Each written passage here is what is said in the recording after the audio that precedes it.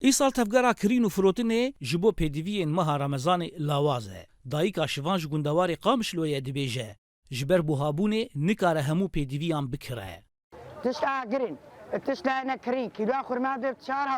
Buhabûna îsal bandoreke ser çand û kiryarên di Remezanê de jî kiriye. Bêtirî cureyeke sereke ji xwarinê jî li ser sifrê tune be. Berê me dikirî û te da feqîra û xêr hebû me têra xwe dikirî. Îro ew kar nemaya. û tên çi jî bazar dikin dolar dixin dibe bi dolara û dolarê me nînin malka perê Sûrî me re ne. Perê Sûrî tiştek pê nayê. Ne vanem karin ji xwe re bikirin û ne ji feqîra re bikirin. Ji aliyê xwe ve firoşkar ji û bazirgan buhabûna kelûpelan bi krîza aborî û navdewletî ve girê didin. Ehmed Eniz firoşkareke di bazarê Qamişlo de ye dibêje ku meha Remezanê ji bo wan meheke taybet bû û hemû firoşkar ji vê mehê sûd werdigirtin. Lê îsal tevger gelekî lawaz e.